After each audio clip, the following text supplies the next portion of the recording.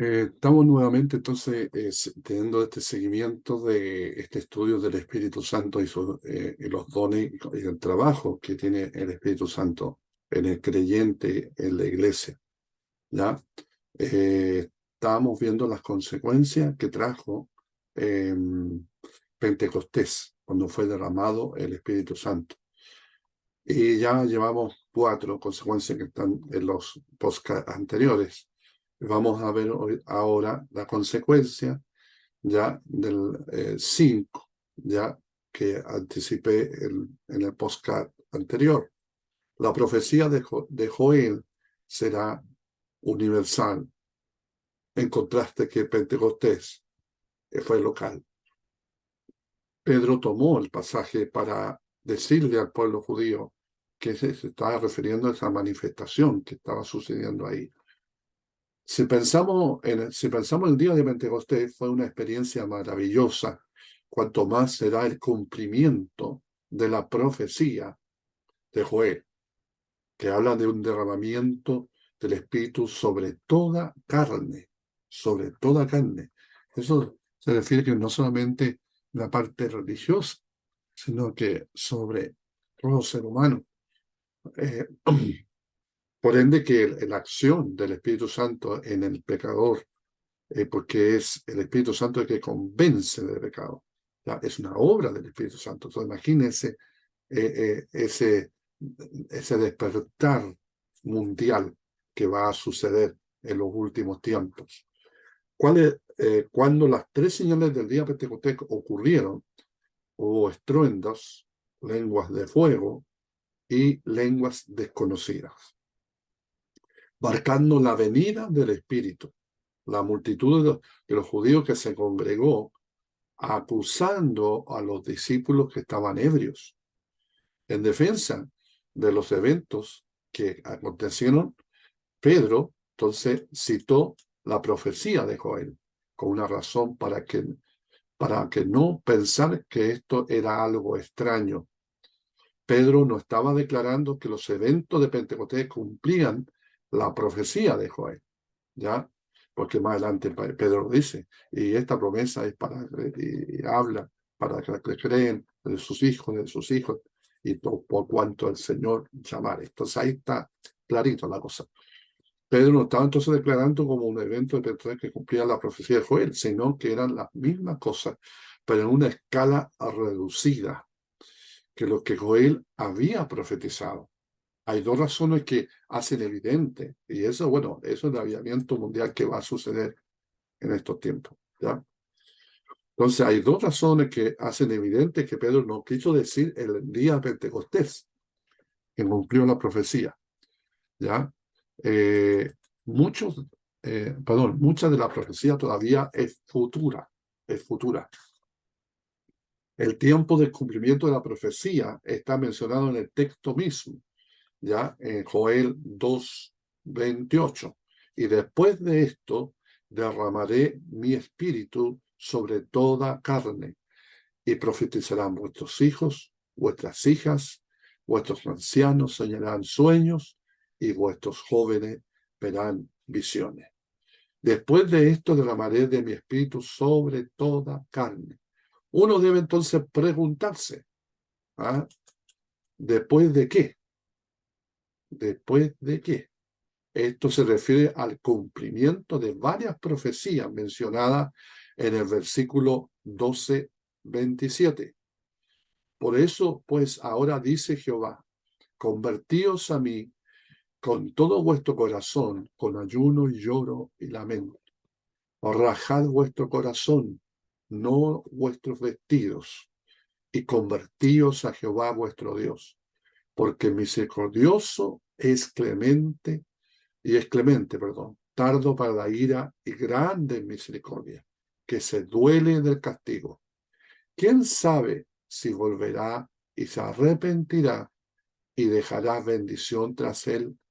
Esto es ofrenda, libación para Jehová vuestro Dios.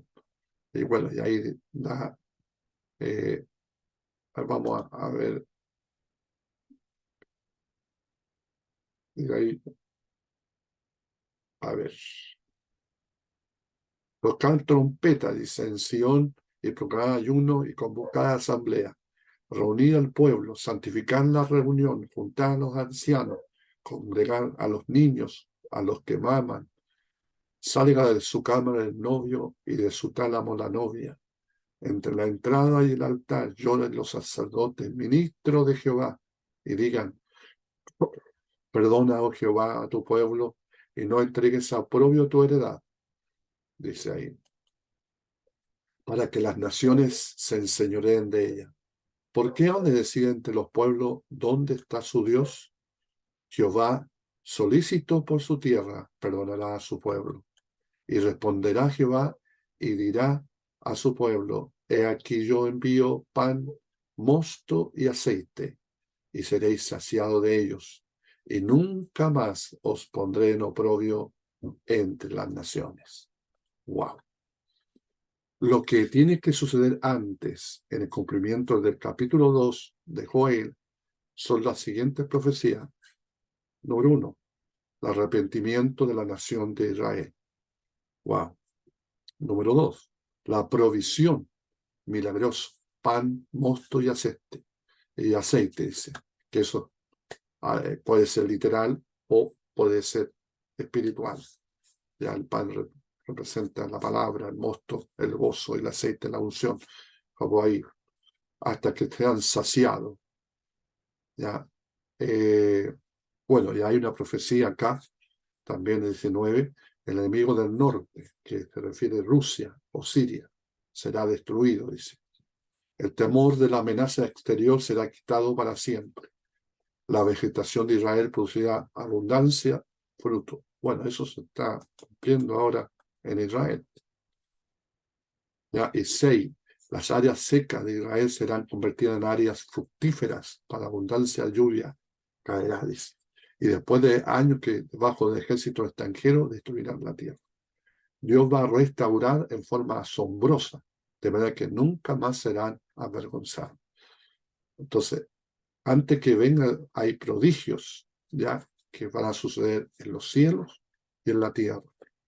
Por ejemplo, habrá columna de humo, sol será oscurecido, la luna será enrojecida. Bueno, esas son cosas que quizás se ve muy normal, pero el eclipse de sol. Bueno, inmediatamente después del cumplimiento de estas profecías, Dios derramará de su espíritu sobre toda carne. Tal día estará marcado por profecías, sueños y visiones. ¡Wow! Entonces hay que estar abierto al Espíritu Santo. ¿Ya? ¿Ya? Entonces ahí está dando entonces como una manifestación marcada, ¿eh?, de que va a suceder en los últimos tiempos. ¿Ya? Sueños y visiones. Dice que los ancianos soñarán sueños y los jóvenes tendrán visiones. Como norma para todos los que entonces reciban el Espíritu. Los siervos y siervas, de lo que se refieren aquí, a la nación de Israel, los siervos de Jehová, es un término común en Isaías que se refiere a Israel como nación. No está hablando de ciertos individuos dentro de la nación, sino de la nación completa. Ya. Pero también, yo también agregaría sobre los siervos, sobre aquellos que son llamados al ministerio. Bueno, Dios tiene ahí. Si se toma literalmente la profecía de Joel, fácilmente se observa que ninguna de las profecías deberían haber ocurrido antes del derramamiento del Espíritu Santo sobre toda carne. Ocurrieron. Ni ha ocurrido lo que debería haber ocurrido después. El único momento tales profecías se cumplirán. ¿Ya? Y eso habla entonces de los últimos tiempos. ¿Ya? De los últimos tiempos.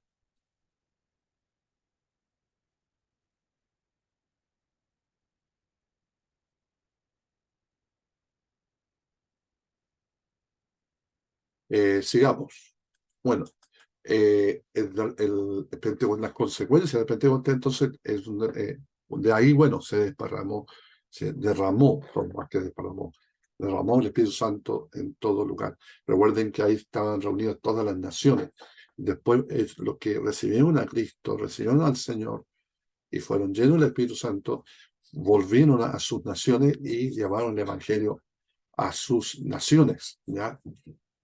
Por ende que los etíopes, bueno, eso sale en la historia de la iglesia, algunos apóstoles y algunos creyentes llegaron a Etiopía y ya conocían a Cristo por el etíope ya que se entregó a Cristo, ya que era un principal dentro del gobierno. Entonces, bueno, hay cosas que eso es más parte de la historia de la iglesia, ¿ya?